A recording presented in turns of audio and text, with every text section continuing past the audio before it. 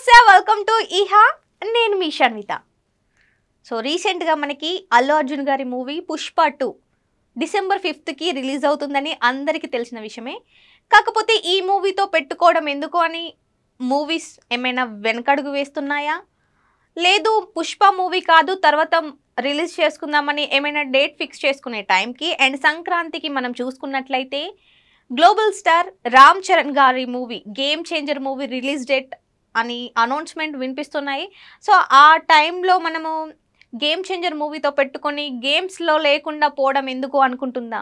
అసలు ఈ మూవీ ఏంటి? టాలీవుడ్ మూవీస్తో పోటీ పడకుండా వెనకడుగు వేస్తున్న మూవీ ఏంటి? విక్కీ కౌశల్ గారు నటిస్తున్న చావా మూవీ. సో ఆ మూవీ ఎందుకు భయపడుతుంది?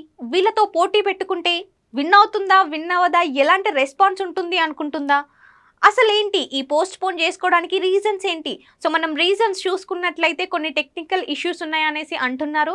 ఈ మూవీస్తో గేమ్స్ ఆడడం ఎందుకు అని భయపడుతుందా, భయపడట్లేదా అని ప్రజలు అనుకుంటున్నారు. అండ్ ఈ మూవీ ఎప్పుడు రిలీజ్ డేట్ ఫిక్స్ అయింది అని అంటే సో ఫెబ్ 14కి అండ్ మనకి ఫెబ్ 19కి ఛత్రపతి జయంతి ఉంది కదా, దానికి ముందే బిఫోర్గానే ఒక 5 days ముందు రిలీజ్ చేస్తున్నారు.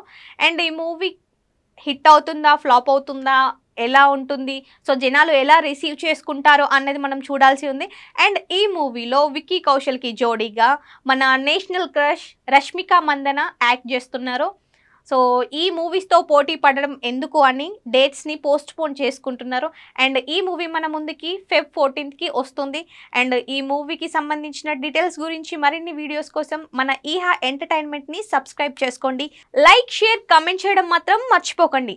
పక్కనే గంట ఉంటుంది కదా, దాన్ని లాగి గట్టిగా కొట్టేసేయండి. ప్రతి ఒక్క నోటిఫికేషన్ కూడా మీ దగ్గర వరకు వస్తుంది. సో నెక్స్ట్ వీడియోలో కలుసుకుందాం. Tata, by by.